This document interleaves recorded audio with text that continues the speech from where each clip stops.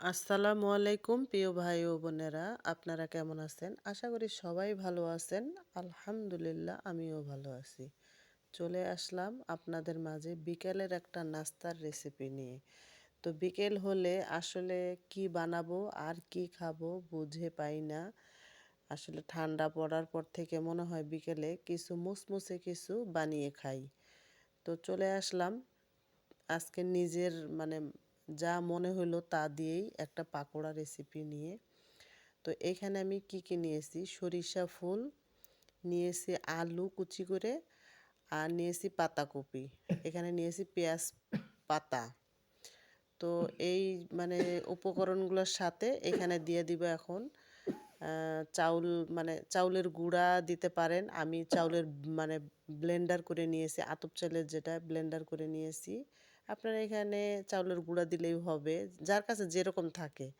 আমার কাছে আজকে চাউলের গুঁড়ো ছিল না, তো আমি এখানে আতপ চালটা গুঁড়া মানে ব্লেন্ডার করে নিয়েছি, আর এখানে কিছু আটা দিয়ে দিলাম। আটা ময়দা যেটা যার যেরকম থাকে সেরকমভাবেই। আর দিয়েছি হলুদের গুঁড়ো, দিয়েছি মরিচের গুঁড়ো, কাঁচামরিচ কুচি, একটু হলুদ, একটু ধনিয়া গুঁড়ো, জিরা গুঁড়ো, আর দিয়েছি একটু আদা রসুন বাটা। সব কিছু নিয়ে তারপরে দেখুন হাতে আমি সুন্দর করে এটা একদম চটকিয়ে চটকিয়ে নিব সুন্দর করে।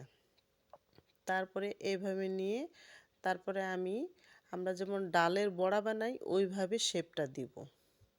তো দেখুন ভালোভাবে এটাকে মিক্স করতে হবে সুন্দরভাবে। তারপরে যে মিক্স করা হয়ে গেল, তারপরে এখানে আমি দিলাম কি এখন শুটকি মাছ চিংড়ি শুটকি আছে না, চিংড়ি শুটকিগুলো সুন্দরভাবে এখানে বসিয়ে তারপরে তাওয়ায় দিয়ে দিলাম। আর এটাকে মুচমুচা করে ভেজে তারপরে এটা সস মানে সসের সাথে খাবো, অনেক ভালো আর কি। একটা মানে সসের সাথে খেলে অনেক ভালো লাগে। যে কোনো জিনিস এইরকম পাকোড়া বানাইলে আসলে টমেটো সসটা দিয়ে খেলেই ভালো লাগে।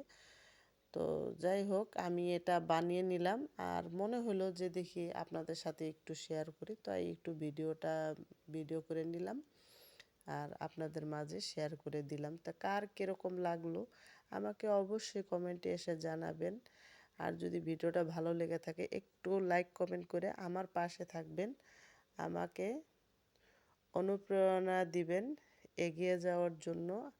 আর ভিডিওটা কেমন